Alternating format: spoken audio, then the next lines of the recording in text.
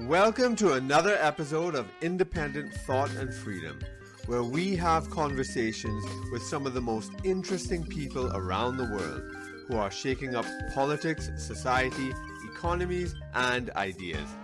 We've had some amazing guests on this program, including The Saker, Paul Craig Roberts, Sheikh Imran Hussein, E. Michael Jones, Cynthia McKinney, and more. If you'd like to support us to reach our next goal of actually putting together live events where we bring some of my best guests side by side on one stage, please consider becoming a monthly subscriber on Patreon. You'll find the link below. Also, if you are an author or researcher with important ideas to share with the world and want to have a greater impact, I'm offering a free masterclass, 3 steps on how to leverage your intellectual authority to become a media personality. The link for that class is in the description as well. And now, on to this week's show.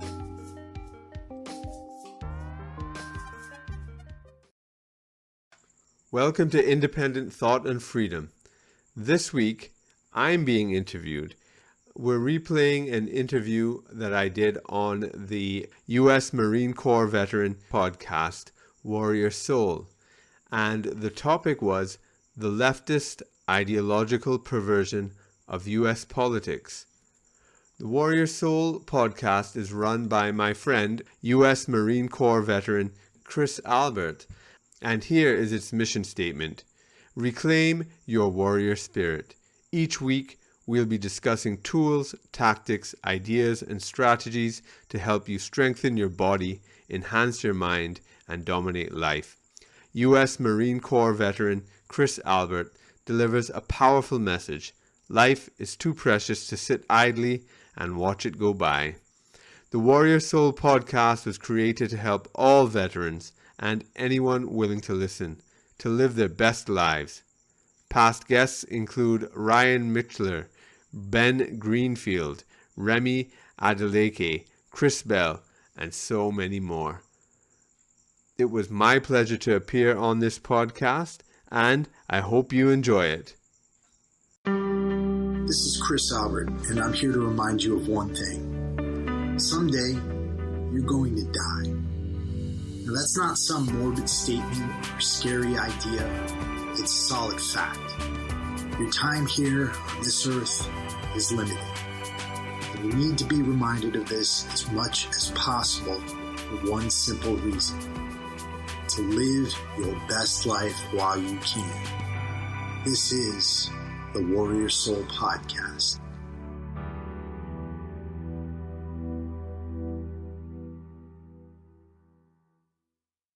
You know, I've avoided much political talk here on this show, and that comes with a certain degree of irony because for a large part of my life, I was heavily involved in the study of politics.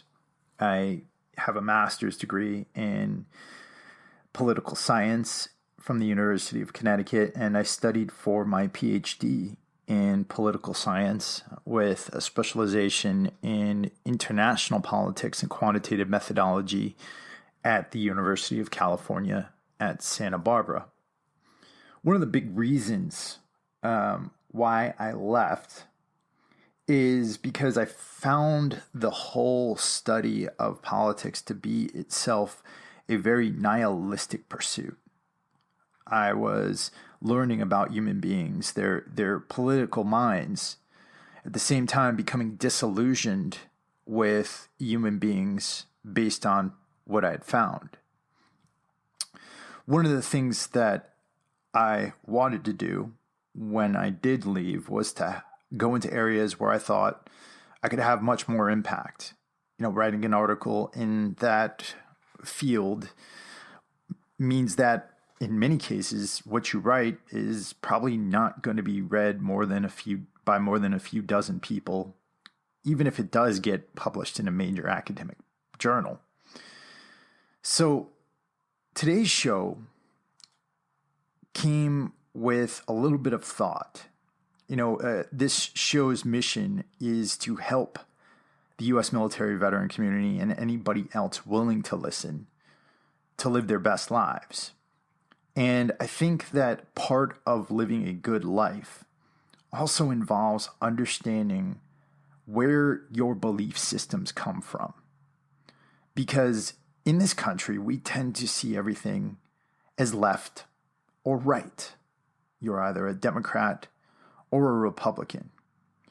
And because of that, if we're a Republican, we tend to believe everything that a Republican believes. And if we're a Democrat, we tend to believe everything that a Democrat believes, right? There's certain belief systems that go hand in hand with each other, right? And in recent months, and I would say also recent years, this itself has actually changed a bit. What we see is that the left side of American politics has gotten more left. They've gotten more extremist. And of course, there are certain elements on the right that have also gotten more extremist.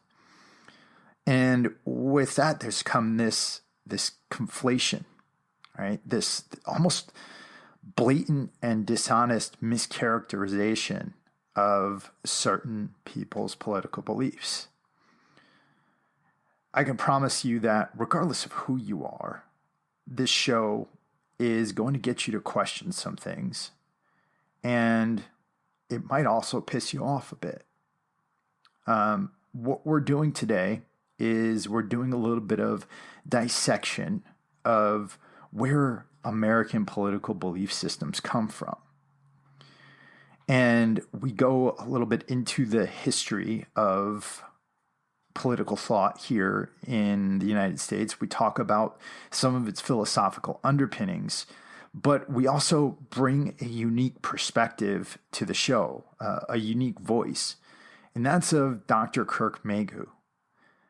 Dr. Mayhew is from the country of Trinidad, a country in the Caribbean that's existed in the United States' shadow for much of its history.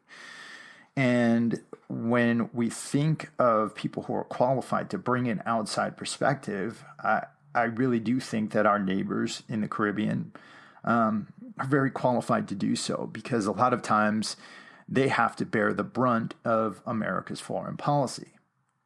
One of the things that you'll discover in this show is that the classic conception of, let's say, the Democrat Party here in the United States is normally one of anti-imperialism, one of tolerance, one of, peace on earth. But when you consider the perspective of Dr. Mayhew, what he brings to the table is a perception of that ideology as something very different, something that's actually based more in imperialism. He holds that a lot of the leftist ideologies that we see out there are not what their proponents would have you to believe. I myself am going to let you form your own opinions on this as you listen to the discussion. I think it's extremely interesting, and it's one that I think a lot of us need to listen to. So I'm not going to hold you up much longer.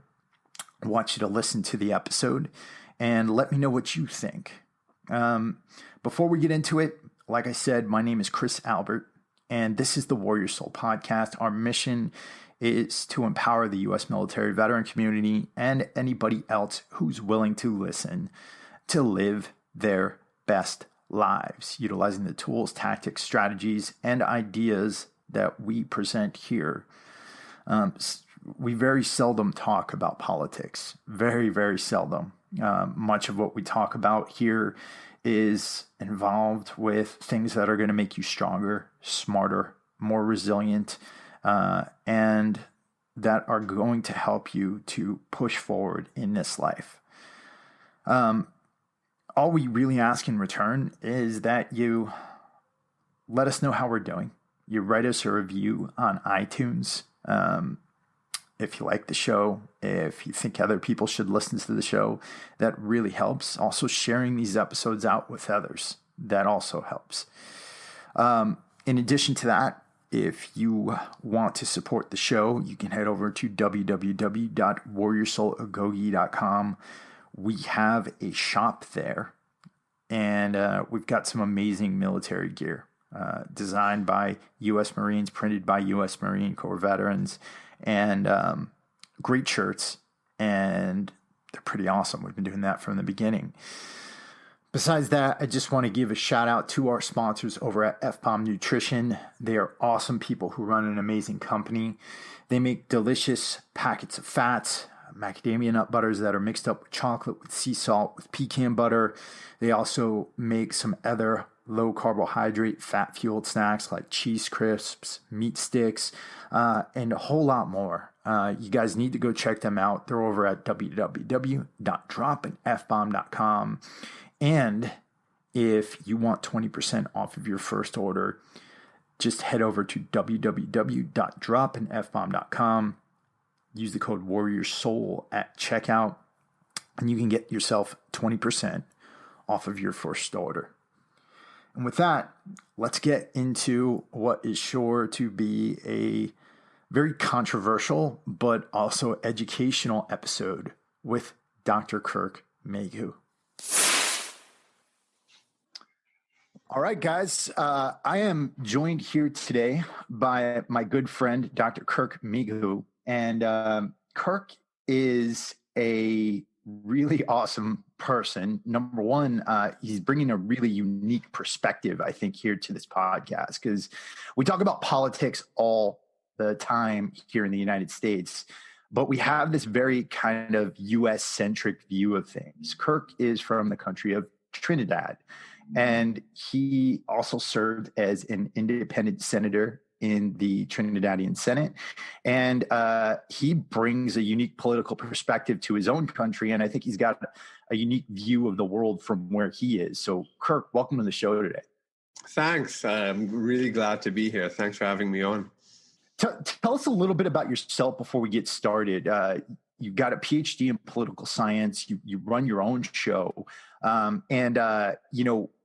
of the things we're going to talk about today is that, when it comes to academic freedom and when it comes to putting unique perspectives out there into the world, the social media gods are not so friendly to those of us with unique perspectives. And you've gotten hammered by Facebook and by YouTube and a couple of the other platforms, right? Yeah, definitely. So just a little bit of background. I was actually born in the U.S., although I never lived there, and I grew up in Canada, and I did my first degree at the University of Toronto. But my parents are from Trinidad and Tobago. My family's been here for 6 generations, and we have a long history here. And I decided to move back here in 1990. Interestingly, just after a failed coup happened in the country, which was surprising. Coups happen a lot in the third world, but not usually in the English-speaking Caribbean. In the Spanish-speaking, yes, that's so. But as a young guy, I found that really exciting. But that's not why I moved. But it was all part of it. And I was working in a kind of poor ghetto community with an NGO. That was part of my studies. I studied international development studies at University of Toronto along with anthropology. And then I went to Jamaica. I did development studies. And when I was in the UK, I was a Wilberforce scholar there, named after William Wilberforce, who's a guy that abolished slavery, piloted the bill that abolished slavery in the British Empire.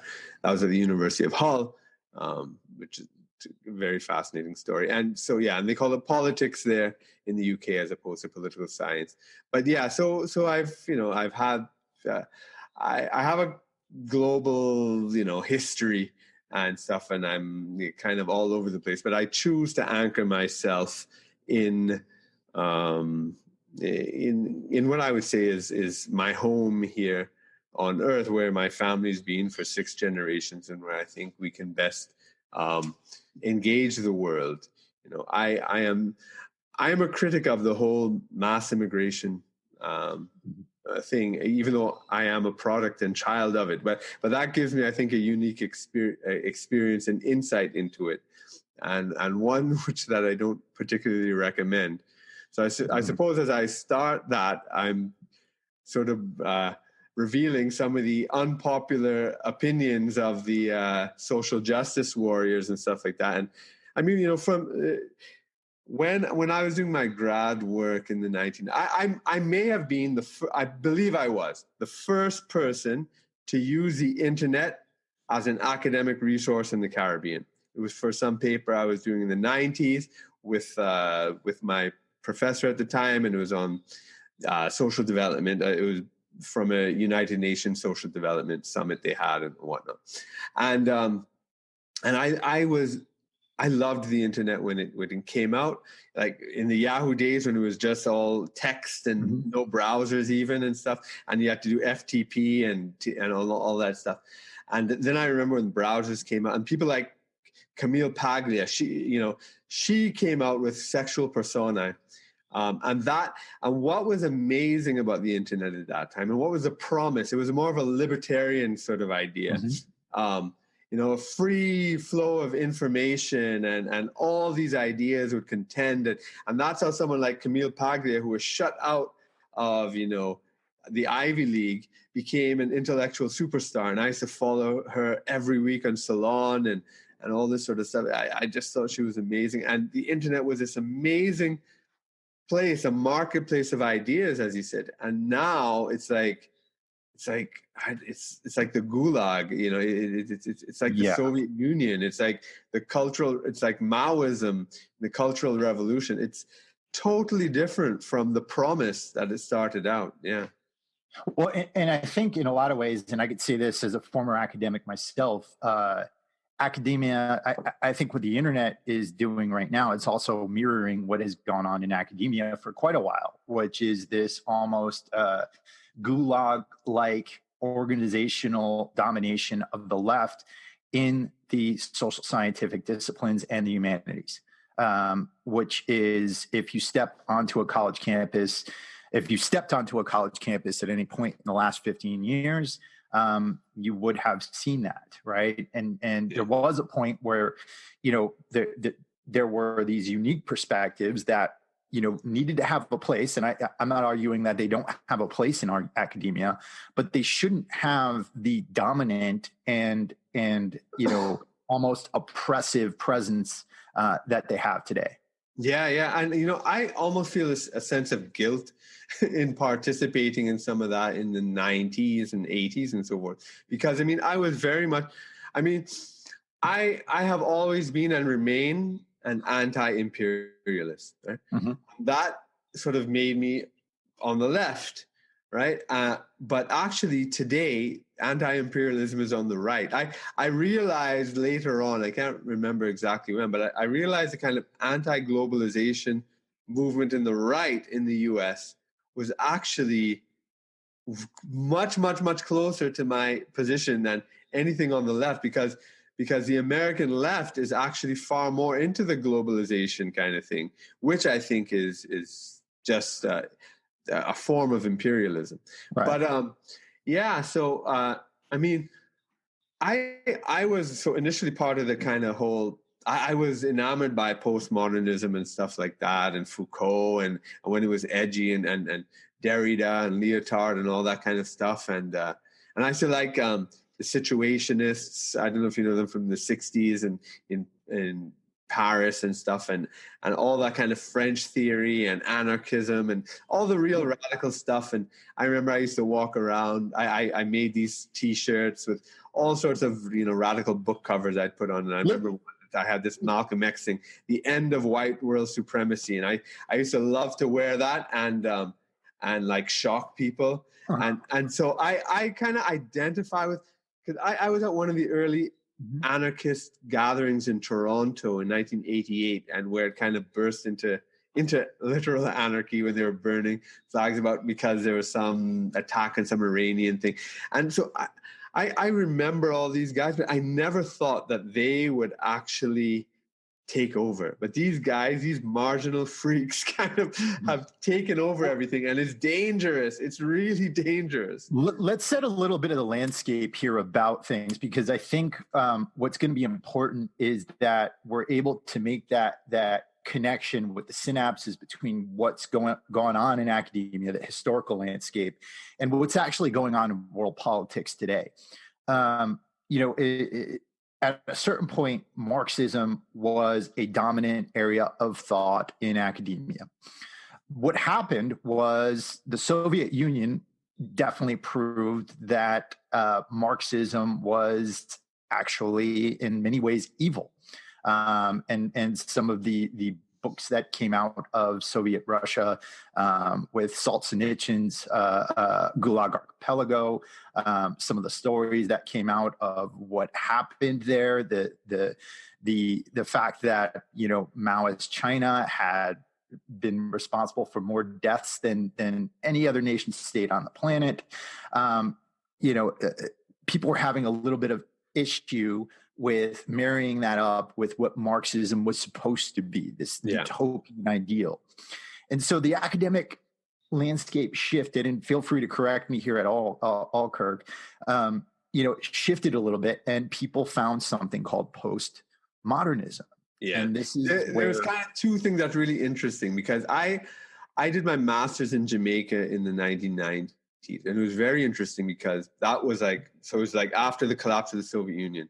And I'm not sure if your listeners would be aware that Michael Manley was a really big thing, and he was a democratic socialist in Jamaica, but it caused a lot of problems because the CIA was intervening, a lot of the gun violence and gangs, and could be traced. Bob Marley was a big supporter of his, right, for a while. Kind of. Bob Marley always tried to stay neutral. There's a very famous painting, a picture from a concert he had, a unity concert, where he put the hands of Seaga, who was JLP, and Manley together.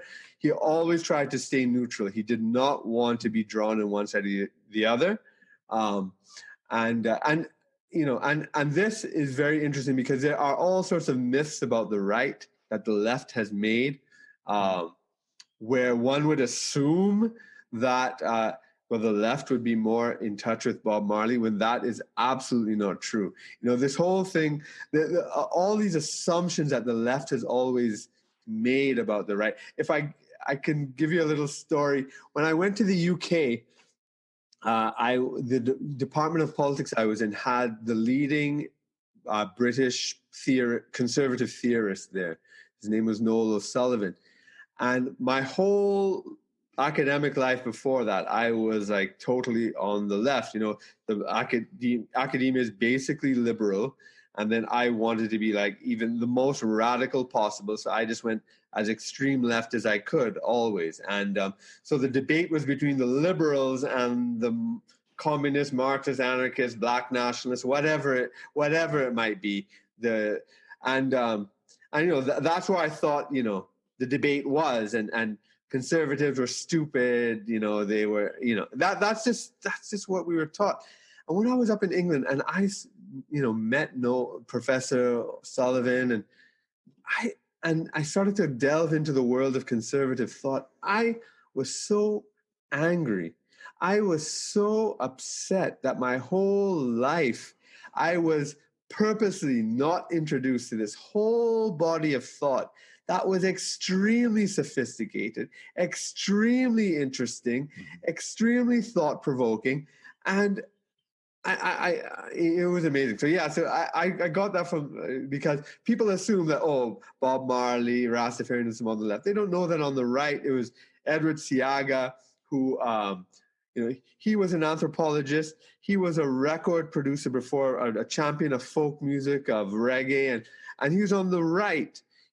And in fact, this is what we see today, right? It's the left wing, like these Antifa people, who hate the ordinary working class. They call them racist, and fascist, and whatever, right? It's these kind of university elites who somehow think they are connected to the masses, when really it's like, in the 70s it was Thatcher or Reagan, the blue-collar people, the ordinary people, were attracted to the right. And then the left have this weird thing that, oh, well, it's false consciousness. And now I know I got off topic. Absolutely. No. And what it comes back to is, I think, intellectual dishonesty, right? Because essentially what we're seeing amongst the postmodernists and which I think Antifa and a lot of these groups actually branch their philosophical underpinnings in. I think that and it's been demonstrated that this is simply a masking over of the failed Marxist ideology to match something that could be explainable, right? That's right. And I remember why I went off that, because I was talking about Jamaica. Because there were a lot of the people who I spoke, who taught me, were key advisors in the Michael Manley administration. And again, it's the whole liberal communist debate, because then you have this one radical group called the Workers' Party of Jamaica. They were very, very dominant on campus. And they had a lot of university professors were actually part of that party. They were tied to the whole Grenada thing and the murder of Maurice Bishop. There's a lot of rumors about that. But yeah, some of them were, really, really heavy Soviet and everything like that. And then there was a kind of democratic socialists who were like pro-Castro, but not pro. So they were like third world nationalist socialists, but not communist, hardcore Eastern Bloc, whatever, right? And then you had independent Marxists and black nationalists and all this kind of stuff. So yeah. So after the fall of the Soviet Union, even Michael Manley, he became a neoliberal. A lot of these Marxists became neoliberals, right? And then all of a sudden they became born-again capitalists and they became free market people. And all. So that was really interesting, the way a lot of these hardcore Marxists turned around. So you'd see, and this is why... One note I want to make here just for our American audience, Kirk, is that when Kirk mentions the word neoliberal, he's not talking about what we would consider a liberal here in the United States. Yeah. This is an academic perspective that believes that free market capitalism can bring peace to the world through increased trade, open borders, essentially what the right here in the United States would call globalism. Right? Yes, like a capitalist globalism. Right. Mm-hmm. So it's like the argument was in the development policy circles was that, okay, should you have autarky and countries close their borders and produce things for themselves, develop their industries, protect it so that they could, develop their own economies. Right. So that's the kind of autarkic model, which often was tied up with socialism or nationalism or something. Right. Trump actually, forwards a lot of this stuff. And then you had what they were promoting at the time, but things have changed now, was the market-led model, because they were saying Singapore, Thailand, Hong Kong, so these Asian tigers, they were proving that South Korea was part of it. They were proving that that autarkic model didn't work. You needed foreign investment. You needed to open up. The debate was closed. Capitalism worked. So all of a sudden, a lot of people around collapse of the Soviet Union time said, okay, we have to open ourselves up to foreign investment. We have to float our exchange rates. We have to, let all this speculative capital in and blah, blah. So it was like total market based. It was, very much kind of Reagan, Thatcher, embracing them. So all these people who were Marxists started to embrace Thatcher and Reagan kind of stuff, Mm-hmm. So, and then, George Bush at the time, the first, the New World Order, coming up, and Francis Fukuyama, I think a little later maybe. Yeah, it would be later. He came up with the end of history. Everything was going to be liberal, democratic and whatnot. So a lot of Marxists kind of went that way. And then the postmodernists, when they came up, what was fascinating about it was that the traditional left hated them because they considered them reactionary. Mm-hmm. Right, because people like Foucault and Baudrillard and they came out of the French communist movement, mm-hmm. but were critical of it and were critical of the whole working class messianism, if you want to put it that way, that the working class was going to lead to the Marxist revolution and liberation. And they started to, and people like Foucault never believed liberation was possible. It was just a discourse. And if you had a discourse of liberation, that discourse itself was imprisoning and blah, blah, blah. And so postmodernism, in fact, was a critique of the traditional left first. It was a critique of Marxism. Mm-hmm. And somehow, I think it's by really stupid people that did not understand. They embraced it all. And what they essentially did was they robbed the basic underpinning, which that all truth is socially constructed, right? that everything is socially constructed.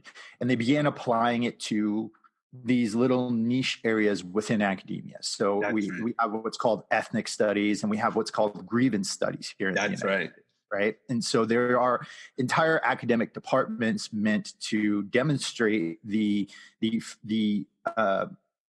I guess you could call the hegemony of the white man against everybody else, right? And that's what these academics do. That's what they get grants for. That's what taxpayer money pays for. That's right. Why I say it's stupid people who are doing this is because they don't understand the contradiction of what they're saying. Mm-hmm. Because on the one hand, they're saying there's no truth, and then they're saying this is the truth. Right. So, I mean, they don't understand how radically nihilistic, it's a typical French kind of nihilism, which I think, Camille Paglia made this argument way back in the 90s that I don't think Americans really understand that sort of European nihilism. They're far too shallow. So I'm sorry to say that. I don't know that it's shallow. I think the thing is this. When you look at this political landscape, right? In America, everything's based off of a two-party system, left, right? Yeah. And so what happens is a lot of cognitive consistency, right? If you're cognitively consistent about things, that means like as human beings, we like to think to keep our thoughts consistent, meaning if something's bad, everything about it is bad. If something's good, everything about it is good. Right. Yeah. And so we have wedge issues here in the United States that they use to divide us. Gun control is one of them. Right. Abortion is another one. Right. Yeah. The death penalty used to be one. So that happens here. And with all of these overlapping Marxism, postmodernism, social constructivism, neoliberalism, neorealism, all of these different perspectives that are meshed in here, they get confusing to the average American who doesn't have a PhD or a master's in political thought or political theory, right? Yeah, exactly. And it's really, it's like a lot of this stuff is really generally untranslatable in the mass American market, let's put it that way, because it's just so alien.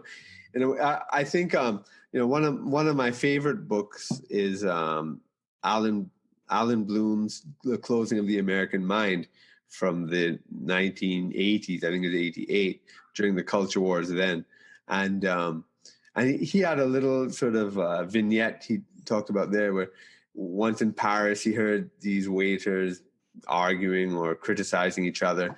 And one was saying how, you're so Cartesian. And he said, like, waiters were talking about being Cartesian, meaning it was orderly and, logical and visual as opposed to, right brain and creative and whatever. But the fact that people use those words every day, because when they're walking home, they're walking past, historical monuments that are 1,000 years old, and churches that are 800 years old, and history, and this great philosopher. There's a statue here, and he was buried over there, and it's just part of everyday life over there. And so even if people don't understand it deeply, they're aware of it in a way that in a new country like America, or in the whole new world, really, we don't have that depth that surrounds us in the same way. So it's a totally different thing. And so what's happened is that these people have taken something that they don't fully understand, have used it towards, and twisted it towards just very basic, it's just a political drive, and it becomes a kind of a Nietzschean will to power. And it's really just one force trying to dominate another force, and then using a veneer of intellectual justification, which if you actually try to penetrate it, it makes no sense. It's totally inconsistent. So there's no such thing as race. However, but Black Lives Matter. Well, who's black? There's no such thing as gender, but we need more women. But it doesn't make sense. It has no consistency whatsoever. Yeah, and I think to bring this up to modern political times, right? Because in what we just covered there, I mean, this is just a cursory overview of these perspectives. And at the end here, maybe one of the things we could do here is talk about some books that people can get to try to school themselves up on political thought. But to bring this up to modern times and what's going on here in the United States, and I think throughout the world, is, I think, a cultural head smashing, essentially, that's happening, right? Where people are just coming to grips with all these different political perspectives. They have invaded some of our cultural outlets here in the United States. I think the news media is one. I think Hollywood is another. And I think we're finding them starting to creep into Washington. And one of the things that Kirk mentioned, and I want to take this from like the international level down to the domestic politics here in the United States, but on the international level, when people think of Trump and the Republican Party these days here in the United States, they get associated with this kind of imperialistic worldview, which I don't think is entirely true, because if you actually look at what Trump has done versus, let's say, what the Clinton administration had done, or the Obama administration, or the George W. Bush administration, Trump is actually probably one of the most anti-imperialist presidents we've ever had, right? Ever. I've never thought in my whole life I would hear a president talk about, the CIA and the FBI in those terms, like to dismantle them. Or I wish, candidate Trump and President Trump, sadly, are two different people. I much prefer candidate Trump. I mean, when Trump on stage told Jeb that his brother lied, not even Hillary would do that. Not even a Democrat would do that. I mean, when he said that, listen, we're not so innocent, we have blood on our hands. I mean, that's like Noam Chomsky tier stuff that no one in the Democratic Party would ever say. And that alludes to what I was talking about, that this is part of a right-wing discourse in the United States against globalism and the sort of the nationalism, the survivalism sort of niche, I guess you can call it the conspiracy niche, which, everyone's talking about all these conspiracy theories. The biggest conspiracy theory is Russia, right? Which is so they have no credibility in trying to denounce other people talking about conspiracy theories. But all these people who the America Firsters, and I'm talking about from the 40s and stuff, and as I said, the survivalist people, even things like the sovereigntist movement, so like people who say the government has no power to tax me, and all that stuff is an American homegrown anti-imperial critique, because America itself at its birth is anti-imperial. It was against the British Empire, and a lot of that is part of the conservative movement. In fact, way more part of the conservative movement than part of the democratic movement, and so much falsehoods have been spread by the left, both in the Democratic Party and in the university and school system. Like, for instance, most people think that the civil rights, that the Republicans were the oppressors in the civil rights movement, when they were in fact the ones free everybody who you fought against, whether it be Bull Connor or Governor Wallace or whoever. They were all Democrats. All the segregationists were Democrats, right? The KKK was a Democrat arm in the South. It was the whole popular understanding of politics in the United States itself, of the United States political, history is I think very, very, very skewed. And I think a lot of Americans don't even understand their own, intellectual and political history, which is, quite a shame. But Trump amazingly brought it out in the campaign. And so he brought these things out, which have never been discussed on a presidential stage before. I've never seen anybody, left or right, talk about this. And so Trump really fought against both the Republicans and the Democrats. And he defeated the whole field of Republicans and the Democrats with this alternative stream. He didn't make it up. As he said, he was tapping into this whole populist tradition in the United States. And maybe he was opportunistic. I don't know. Maybe he was. But he tapped into it. And it was something real that is way beyond him. And it would be quite, and is not captured by the two-party system, and it is suppressed by the two-party system in the States. Right. Yeah. Right. Exactly. And if we actually go back and we look at our history and we look at the field of candidates that existed in 2016, and you look at the onset of the Iraq War, right? Now, I participated in the Iraq War. Was not a fan of the Iraq War, simply because I saw a lot of my friends, my brothers come back in body bags.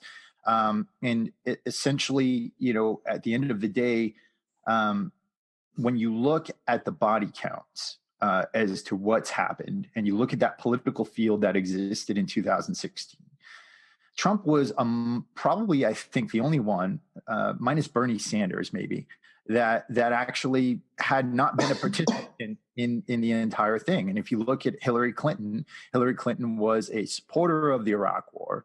She was a supporter of the policies at that time, mainly, I think, for political gain. But that's besides the point. All right. For people to say that Trump is, and don't get me wrong, I think Trump has many flaws as a man. But for people to say that he is a warmonger, it just doesn't fit the bill. Absolutely. He wanted to get out. I mean, his record as president is unfortunately, totally against what he stood for as a candidate.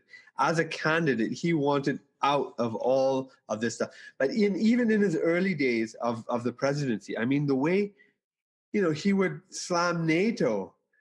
To me, that's amazing. I'm against NATO, right? I mean, I'm against the G7, against NATO, against the CIA and its destabilization all over the world, and the FBI and its killing of the civil rights activists, of Malcolm X, probably, of Martin Luther King, of the Black Panthers. That's where I'm coming from, and to see someone on the right, or really he's a populist, right? He is, which combines things from the right and left. This is why people, so that's why he's all into like tariffs and economic nationalism and stuff that is not part of conservatism, Inc. It's not neoliberal. He is totally not neoliberal. And this is when I was talking about discovering the conservative tradition when I was in England.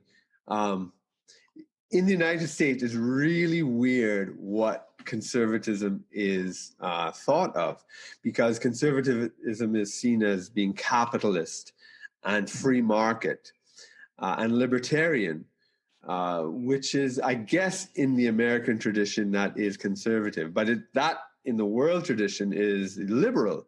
That is what liberalism is. Whereas in Europe, there is an anti-capitalist conservatism, because the capitalists were against the monarchy, were against the aristocracy, were against traditional society. And this is what when Marx talked about the capitalists being a revolutionary force and serving some good in his point of view, that's what he was talking about, right? That the capitalists made everything turn into relationships of money, whereas in Europe, the aristocracy, the so-called reactionaries, were for God, tradition, hierarchy, the non-rational, conserving the fabric of society, right? That's right. That's when we think of conservative, the root of the word is conserving society, conserving culture. That's right. So whatever the ancient traditions were, so it also meant conserving high culture, right? So where everything wasn't brought down to just money and what's in it for me and what's this worth. There are things, there are intangibles and this sort of stuff. So Trump is bringing in a different type of conservatism that is also American, that is also grassroots American, but it can be, I don't know if you're aware of the American folk singer Pete Seeger, and he what's the guy, Woody Guthrie, right? Woody Guthrie and Lead Belly, and I really like all that kind of stuff, and that sort of really rootsy. There's a type of socialism in the United States, a rooted socialism that is also very conservative, because they're and it's kind of almost disappeared in America now. But like people like Woody Guthrie would go around the country with his guitar in his back and making up folk songs, and singing about not like Bob Dylan and the fake New York folk scene. This is a real kind of going around the country and singing about the Dust Bowl and the Depression and people's lives. He really loved ordinary people. He was really part of their world, and that is conservative in a lot of ways, right? And so I remember reading a really interesting article. I don't know if it was in the National Review, but some conservative press, and they talked about Pete Seeger as being a conservative socialist. Right. That might capture a lot more of my thinking than anything else, but it's yeah. I think in a lot of ways, in what we're seeing here, because when it does come to capitalism, as you mentioned, capitalism is a revolutionary idea, right? It's widely considered. Capitalism has definitely done some good in the world. Yep. I think that capitalism over communism has raised many, many people, thousands of people up from the depths of poverty and provided a lot. When we talk about globalism, what we're essentially talking about is the idea of basically,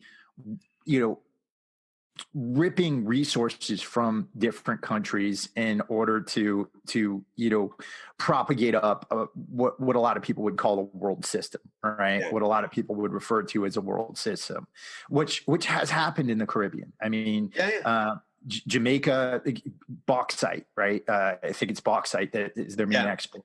And the place has been just ripped to shreds as far as things go. And when you look at the perspectives of how that's happened,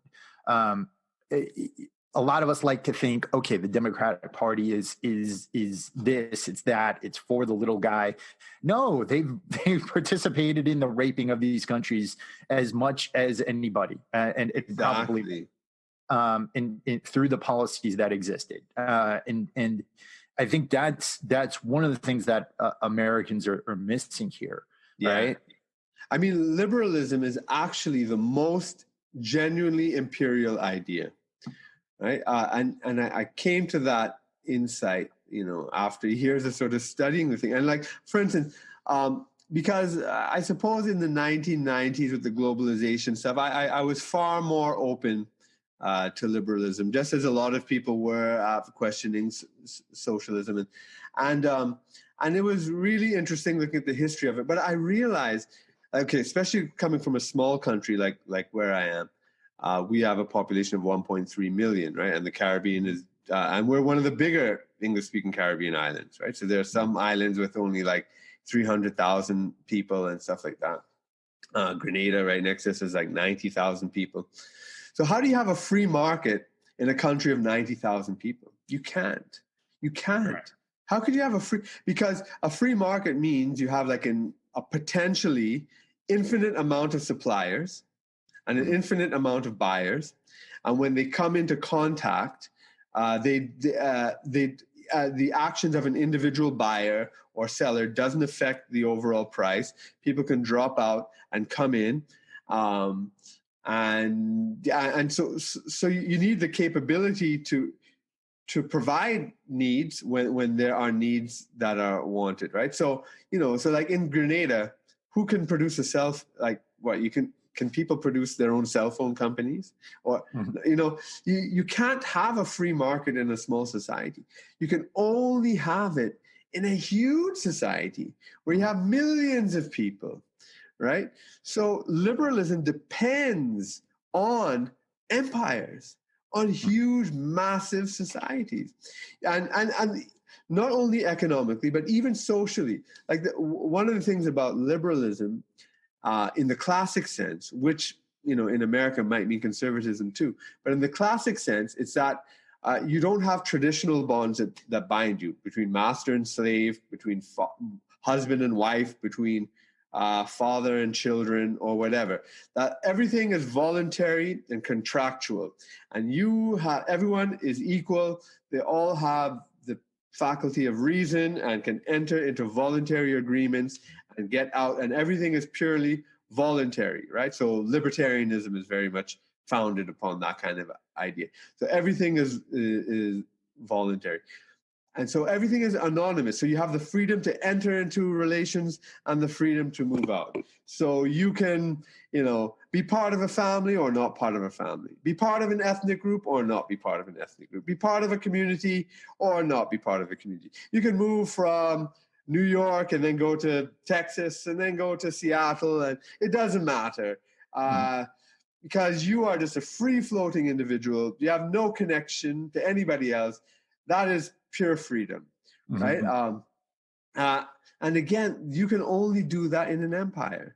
If you live in a small island of 1.3 million people, okay, I can move from the north of the island to the south. Right. But people are going to... So let's take this conversation to borders, the subject of borders, which is a huge subject here in the United States right now. As somebody who comes from a Caribbean nation, who is in the shadow of this behemoth called the United States, what do you think of the debate here in the U.S. about borders? I think it's insane. I think that I cannot believe that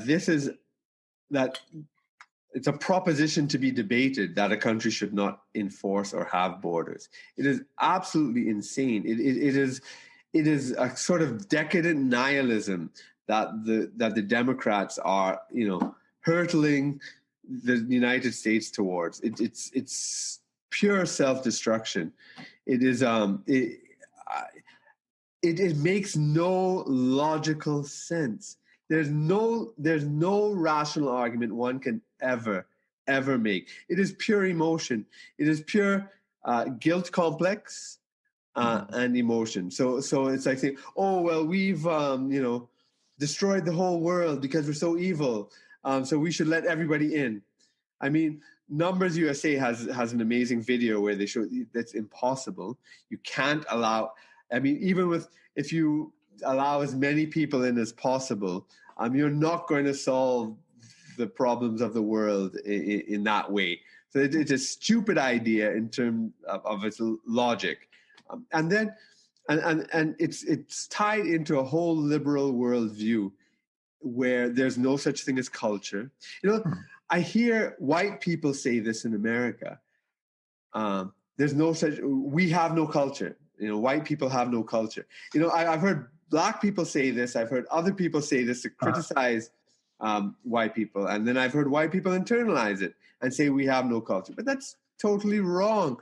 Of course there is a culture. I mean, there is a white American culture, And whether you like it or you don't like it is another thing. But there is one, and there's a lot. Self-hatred is unbelievable. Exactly. Amongst people. I mean, it like you said, it's definitely guilt-ridden. It's very cringing. Like I get a cringe every time I see it, and it's I think one of the worst things going on culturally here in the U.S. Yeah, absolutely. I mean, it's and now I don't know if we're allowed to swear on your podcast. Curse as much as you want, man. This is right. Marine Corps. A lot of people watching this or listening to this are Marines, so. Okay, right. Well, I'm not going to say anything too bad at all, but just the idea of the shithole country, right? So, which Trump supposedly said, right? Which he never said that officially, right? If he did say it, well, he may have in private. It was in private. Whereas on CNN and they're saying shithole all the time, right? But I've always believed, especially as someone from, the third world, the Caribbean or whatever, that the people who really believe that we live in shithole countries are the liberals, not the conservatives. Because, even this whole go back thing, right? Go back to where you're from. What's wrong with that? I went back to where I'm from. What's wrong with going back to Mexico? You must think it's a shithole country, right? Mexico is actually a great. The first time I went to Mexico, I was amazed because the first place I went was actually Tijuana, and because my brother was lecturing in the University of San Diego at the time. He's actually lecturing at Emory now, but and so I had never been to Mexico before, and I said, well, let's see Tijuana, and I expected. Like a really impoverished place with, that was both morally and materially impoverished, right? So I thought it would be poor. And then I thought it would be, ugly. I thought it would just be catering to tourists and college kids who are coming down to get drunk, maybe, prostitutes, all that kind of stuff. And, but instead, I was amazed. I loved Tijuana. I thought it was an amazing place. Mexico is gorgeous. Mexico is beautiful. Oh my God. A lot of Americans who live there. Yeah, and they have such an amazing sense of themselves. In the New World, they have an incredible way that they've integrated their pre-Columbian, their Spanish colonial, and their independent history into one narrative that gives them an incredibly strong sense of who they are in the world. They are the cultural center of Latin America. The books, the movies, the magazines. It comes out of Mexico City. That is the cultural capital of Latin America. It was New Spain. So it has its links into Iberian culture. And then the other thing, to mention here is, I think, are open borders in the United States good for its neighbors, which I don't think they are. Right? I don't think it is either. Brain drain. I mean, like you get some of the best, the brightest. They want to move to the United States. They want to exactly set up shop here. Exactly. I think the brain drain is an issue. I think, especially in a country like the Caribbean, where people's goal is to leave their country, that's terrible, because we need people here to develop our society better, and as you say, a lot of the best and brightest go. Sometimes they come back. Now, especially living in a small country, just like it's like living in a small town. I mean, it does, get suffocating. You have to get out.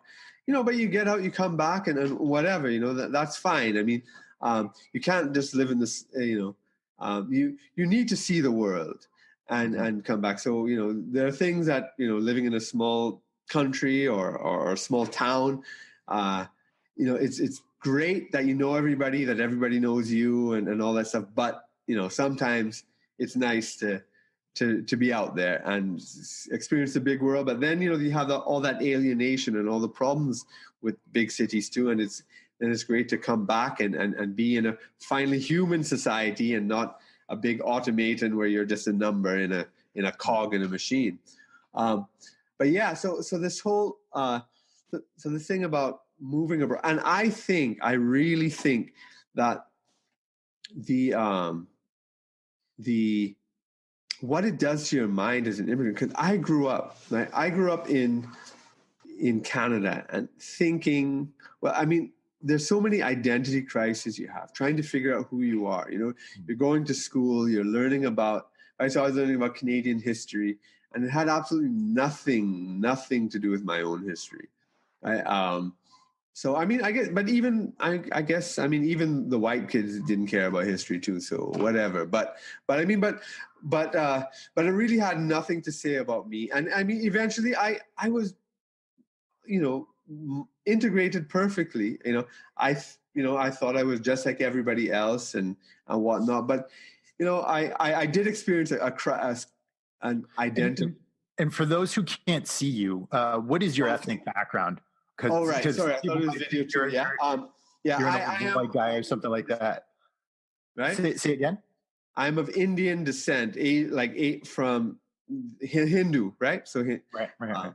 I know in America you have the native First Peoples, whatever. So, but I mean like Hindu descent, right? In the Caribbean, and a lot of people don't know this, we have a very large Indian Hindu community, also Muslim, that's been here for 180 years now. Massive numbers in Trinidad, Guyana, Suriname in particular, but also up and down the Caribbean, smaller numbers. And so I come from that community. So when so it was Malcolm X that sort of gave me the ethnic consciousness and stuff. I won't get into that whole story now.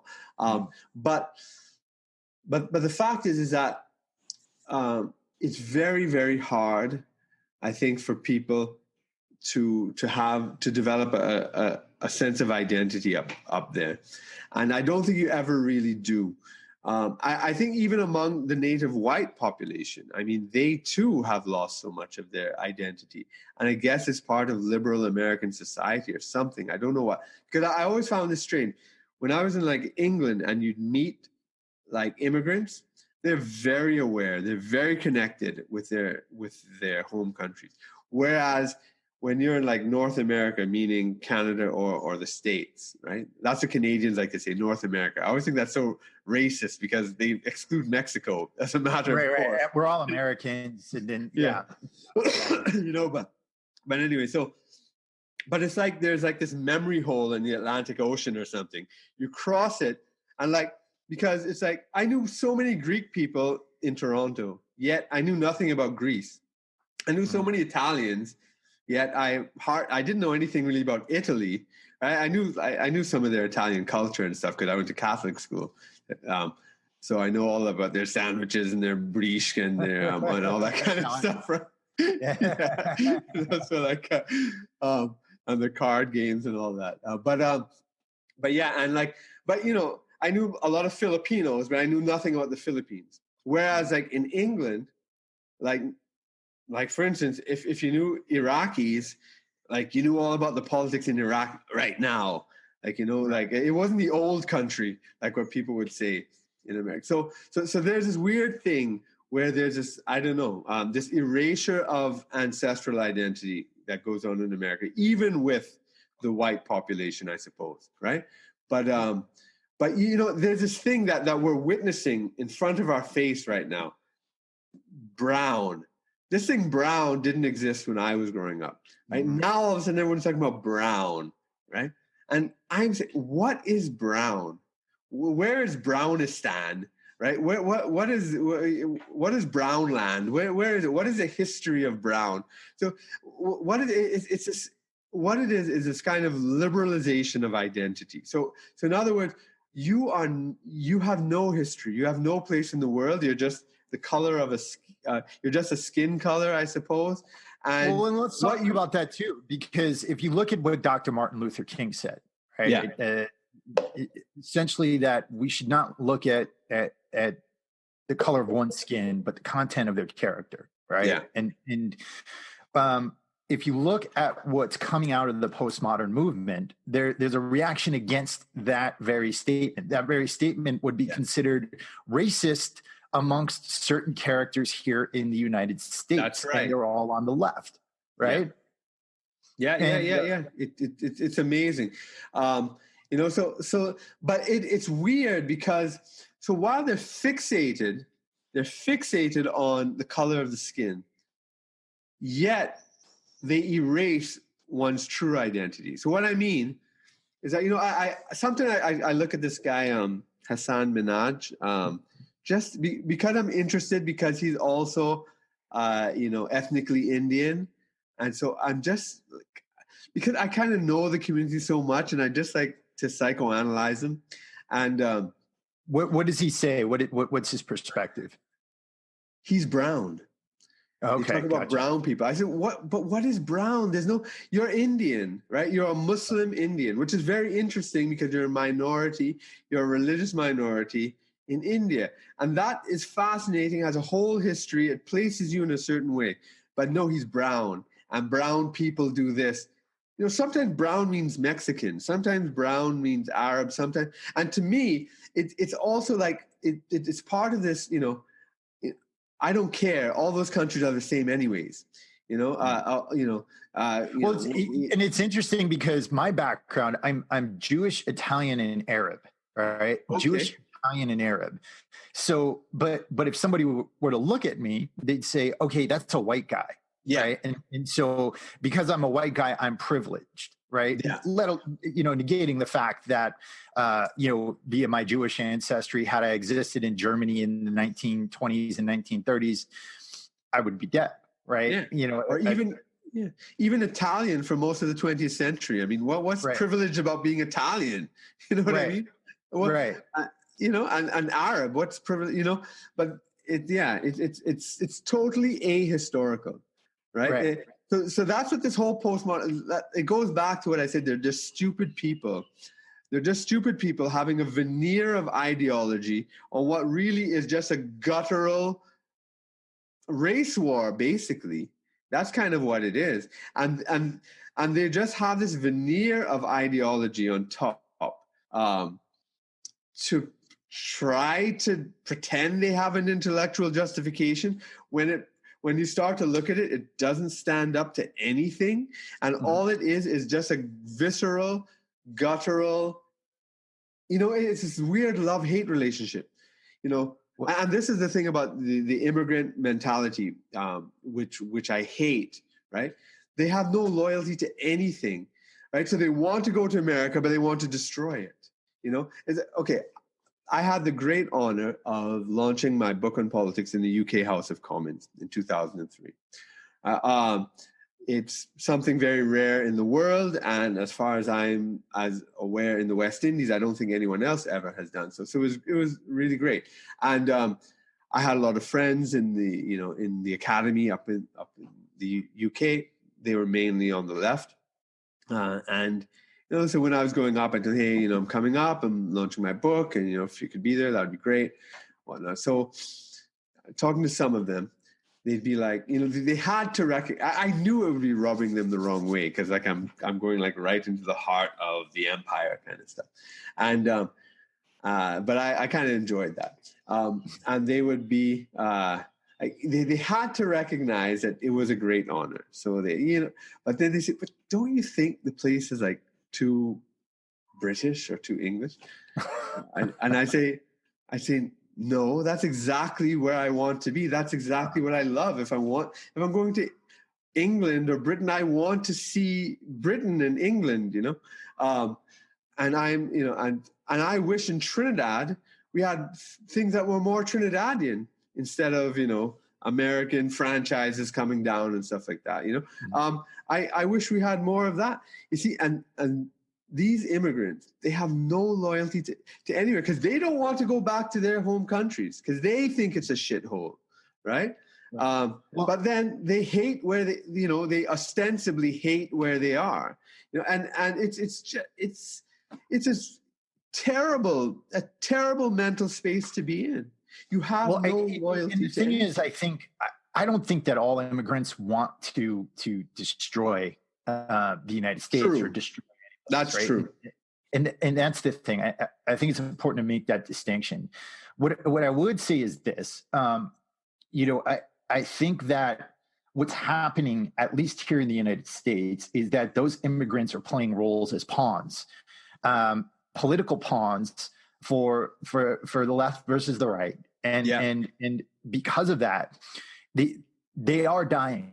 Right, the people who are baking to death in the desert because they can't find water. That's happening because no funding is going down there because of the fight in Washington. Right, the holding, all of that's happening because of the lack of funding, and I think it's important for people to understand that these people are basically political pawns right now. That's right. And that's disgusting. That's right. Because the left doesn't actually care. They don't actually care about, black people or immigrants. It's like a fashion thing. I mean, I've always said this about us in the third world, developing countries and so forth, because it's like, all right, it's just like a fad. Like, so one day it's either they want to piss off their daddy or, it's just a fad. One day they want to save the whales and save Africa. And then the next day, okay, well, we're done with that. Now I'm into veganism or whatever. It's like, it's just, they don't really care. The main thing they care about is showing off to their other SWPLs. You know that phrase? Yeah. No, I get definitely. And here's the thing, because what I want to do is I want to bring this conversation back down to domestic politics here in the United States. Yeah. Because we don't have a whole heck of a lot more time. I could talk to you for hours about all of this stuff. Yeah. But we have a situation here in the U.S. where, last week the president had criticized Elijah Cummings from Baltimore. Yeah. Told him to look at his own district, and that created a political firestorm. This week, we have 2 mass shootings that have occurred here in the United States. If you look around the country at where shootings occur, and you look at the number of shootings that have existed in urban areas like Chicago, like Baltimore, things like this happen almost every week. That's right. Then if you have these mass shootings, and what's happening, I think, here is they're creating this new thing, this new character, this new devil that creates these mass shootings. He's white, he looks like he's in his 20s, and he's disillusioned. And then this debate revolves around guns, right? Yeah. Around guns. One of the things I put up the other day is that when you tear down the societal fabric that holds us together, you cannot exist without expecting chaos to ensue. You cannot exist without expecting chaos to ensue.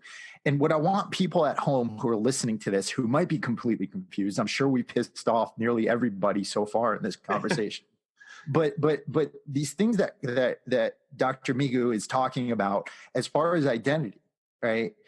When you rip that away, disillusionment increases, things increase, right? That internal rage that we have as human beings, that becomes more apparent. And I believe that the more we do this, the more we're going to see massacres like this, regardless of whether guns are illegal, whether you make the Armalite rifle illegal, regardless of what is in the hands of the citizenry, these things are going to happen. Yeah. You see, this is one of the things about traditional conservative thought, as opposed to American conservative thought, that the individual is always part of a community.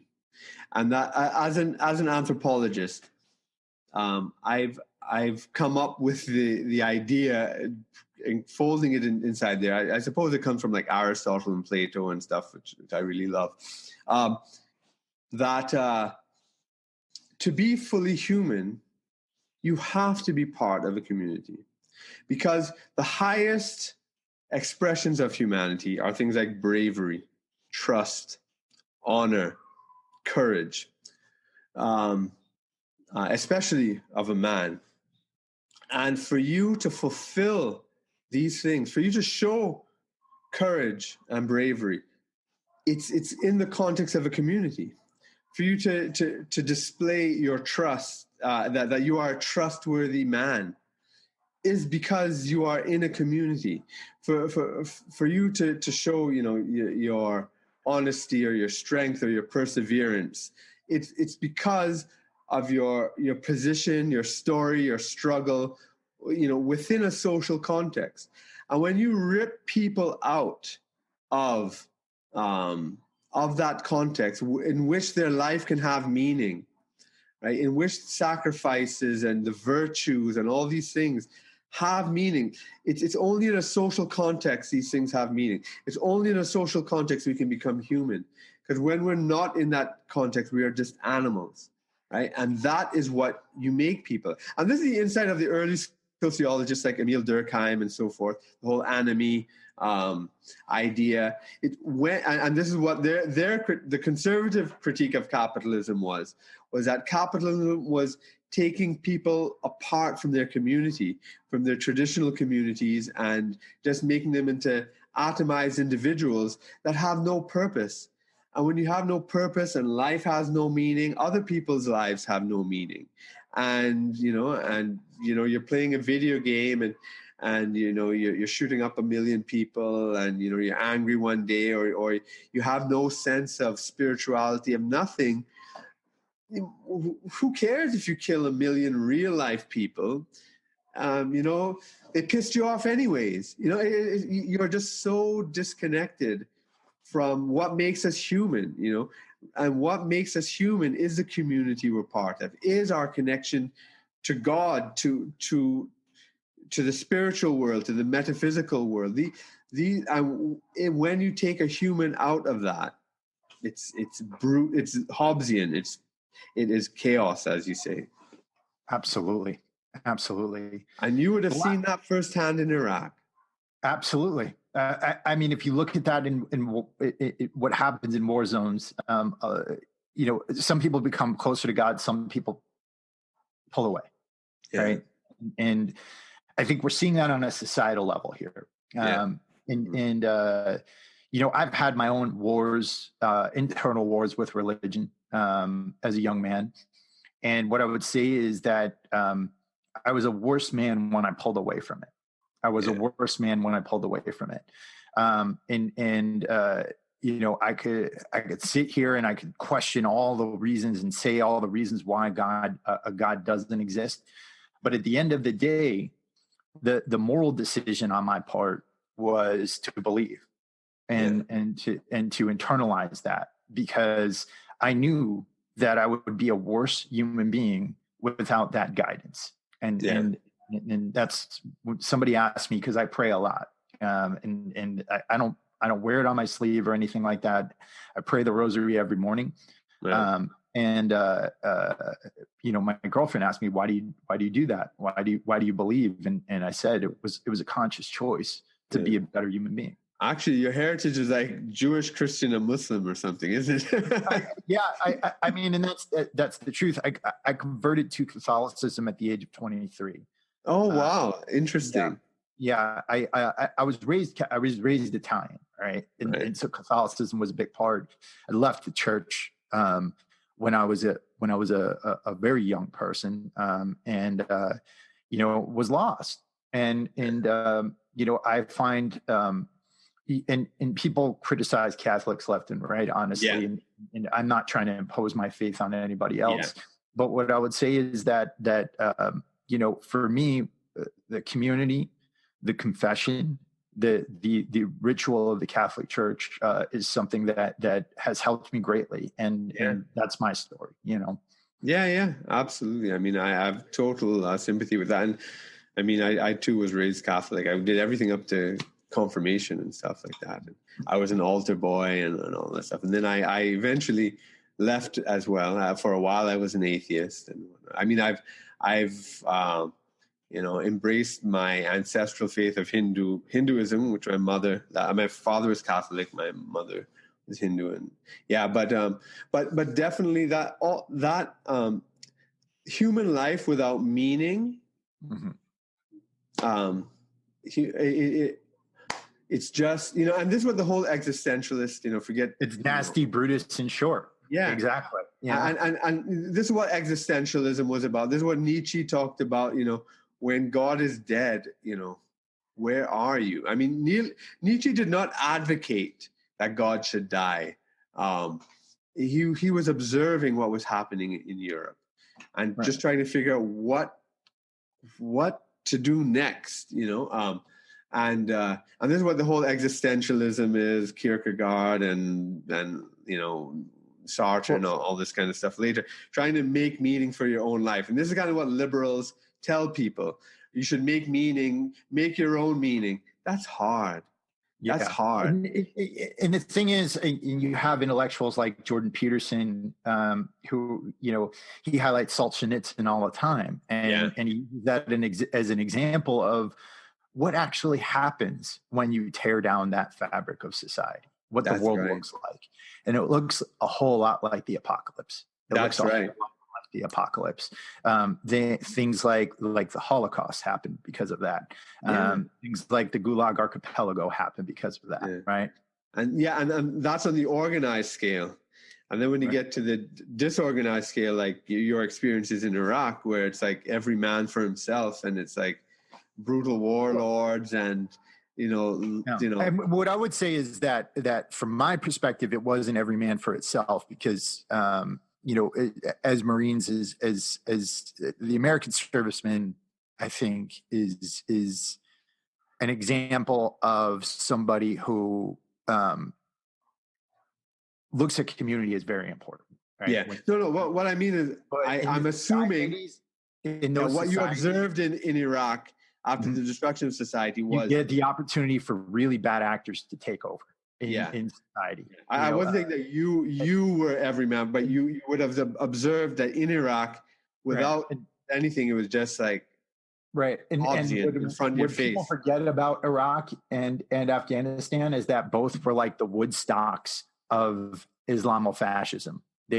All the bad actors from all the other countries, from those areas, from Jordan to Syria to Saudi Arabia they all went to participate in tearing that poor country apart.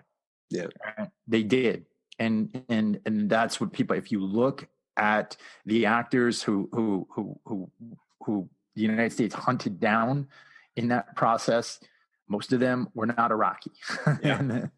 And that's we had a lot of people from Trinidad actually going there. A lot of people, crazy. Well, Kirk, the last thing I just want to say is this: you have a show, and you have sought to deliver alternative political perspectives to the world, and one of the big things that I believe in, and I'm sure there are many things we disagree on. There's many things that we agree on, but regardless of whether you agree or disagree with somebody, there's this idea, I think, in academic thought that view should be delivered and tested, right, and should be heard, right, and people like you who want to deliver these alternative perspectives, they're constantly being, I guess you could say, I mean, there's no other way to put it except for character assassination and absolute suppression of those points of view. You recently came off of a 30-day ban on Facebook. You've been banned off of YouTube before. What's going on with you right now, and what's happening with your show? Well, the show is continuing, and I mean, let's see. The video that was banned on YouTube was an interview with Rabbi David Weiss on the Hasidic Jewish, the Orthodox, the ultra-religious Jews, a Jewish critique of Zionism. So that was automatically taken off. But thankfully, my appeal worked and it got reinstated, but I have a feeling that I am now shadow banned.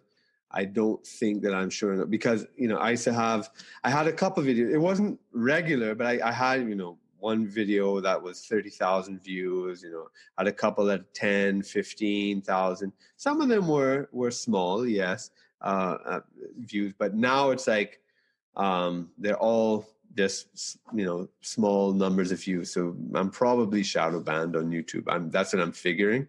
Facebook, I might be shadow banned there too, but because of my connections outside of social media to, at least in Trinidad, I have my, I guess, following or my notoriety or whatever that transcends just my presence on Facebook. I suppose that keeps me afloat because sometimes some posts do get a small amount of views or shares or views or likes, but then it's when they're shared by other people, then it picks up. And so maybe the sharing preempts the shadow banning or something.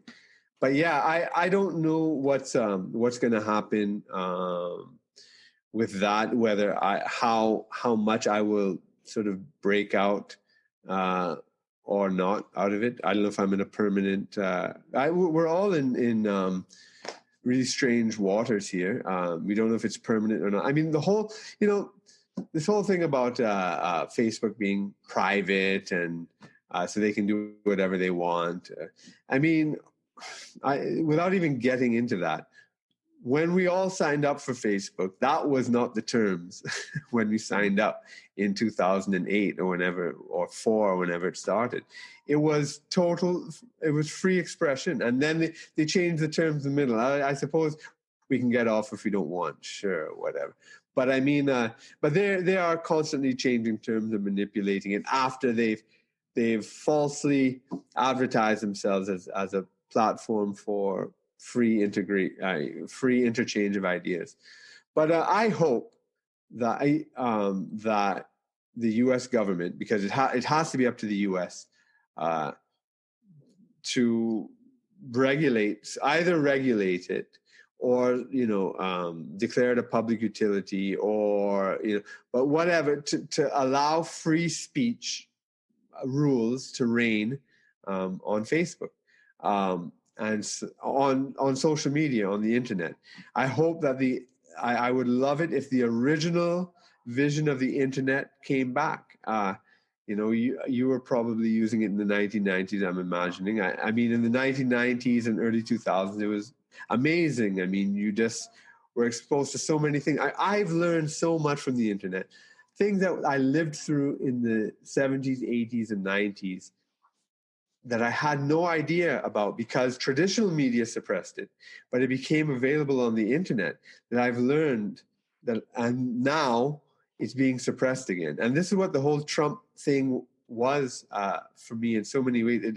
It made alive so many traditions, American traditions, that were suppressed by the 3 networks and the New York Times and the Washington Post and and Time Magazine or whatever, who locked down information for so many decades, for about 20 years, I guess, maybe it was, or 15 or something. On the internet, things were free, and now it's being like closed up again. And I'm amazed that Trump has not made a move to intervene, because it's his supporters mainly that are being silenced, and so he has a personal interest. But I don't know. One of the things that I think people should always be aware of, because there's this idea that the United States and its government and its presidency is a tyrannical monolith. If Trump were a tyrant, guess where Facebook would be? Exactly. Guess where Twitter would be right now. Guess where the wall would be. Exactly. And what I think everybody has to be reminded of is that the system of checks and balances, it works both ways, right? We have here in the United States when everybody thought Trump was going to become some crazy dictator and things like that. That didn't happen, right? That did not happen. He's definitely been able to accomplish a lot during his presidency, but has his agenda been entirely fulfilled? Absolutely not. Absolutely not. And it's because of this system, because we have this place where in these institutions where there needs to be a debate. And in that sense, the system is working. In other ways, when it comes to things like Facebook, what was supposed to be an open platform, taking editorial roles in the production of its main product, which is us. I think that that's another system of oppression that's existing sub-government. Yeah, definitely. Yeah, and I really don't know what. I'm so glad Tulsi. I love Tulsi Gabbard, by the way. I'm so glad she's suing Google. I don't know what's going to come of it, but that's really great, and it's really sad. I think it's sad what's happening. I won't say scary because I mean I lived through. Both of us we've lived through the world before the internet. It wasn't scary, but it was poorer in that sense. The world with the internet. It's just so much more amazing having all this information, But I remember how we used to get, obscure information before. Sometimes you used to subscribe to these pamphlets, like Ron Paul used to have his newsletters and stuff, or used to go to obscure bookstores or whatever. That's how it was before. Who knows? There are some people, they've been censored so much, they're kind of going back to a physical publishing model, as to what existed before. I don't know if they're gonna drive that, or they've tried alternatives like BitChute is now coming up as an alternative to YouTube. People have tried Facebook. I know Jordan Peterson's trying something. I can't remember what it's called. I signed up for it, but it's a waiting list right now or something while it's being developed. But I don't know. Facebook, remember Lycos? Remember Netscape? They're dead now. Why, remember AOL? So who says Google's going to be here forever? Who says Facebook's going to be here forever? Yeah, exactly. And we'll have to see where it all goes. Another important note from this show, like I said before, I'm sure we pissed off just about everybody. We're probably going to be labeled as I don't know if they label us as alt-right. They can't label us as white supremacists because you're apparently quote unquote brown. So I don't know what they're going to label us after this. I don't know what people are going to think of the show, but what I would say is this: a lot of the perspectives brought forth here might be confusing to you. Right, because we do live in this kind of two-party society where, one side is evil, the other side is good, or this and that. What I would say is this: if these perspectives were confusing to you and you want to learn more, you need to start reading. And I'm not talking about reading the media. I'm not talking about going to today's academic journals and trying to read, because a lot of that stuff is just completely garbage too. What I would say is go to the classics. Right? Read philosophy. Read the Greeks. Read the Federalist Papers. Read the underpinnings of what these ideologies. Read Marx. Go out there and read Marx. See what Marx had to say. Go out there, read the postmodernists. Right. Read Foucault. Right. Try to understand what they're trying to say. And once you do that, you'll be able to begin to parse some of these things apart, and you'll be able to see how I think our politicians are trying to drive a wedge in between us a little bit more easily. Anything you'd add to that, Kirk? No, I think that's important. I think that people are deliberately confused. They are. I mean, some of it is unintentional, but but I do think that, you know, there was a solidity, a bit more of a solidity in intellectual life. You could, there was an agreed upon canon and agreed upon set of things you would read. People would learn Latin or Plato or Aristotle or whatever. They'd read Shakespeare, and you could debate about it whether you liked it or not or whatever. But you had this common fount of knowledge, and now it's like it's total anarchy, right? I mean, I love, you know, a variety of perspectives, yes, but this is actually not a wide variety of perspectives. It's a variety of perspectives on one side, and it's confusing, and it's without a base. And in fact, that is the kind of ideology they push, that fundamentally there's no order in the universe. Fundamentally, everything is just out there, and it disorients people. And that disorientation is reflected in so many aspects of social life.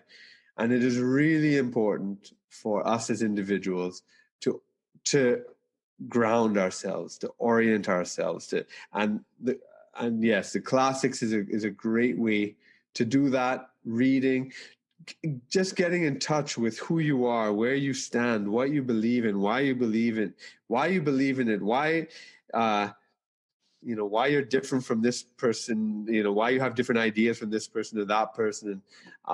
Instead of just kind of taking a tribal identity and going with whatever your tribe believes in today.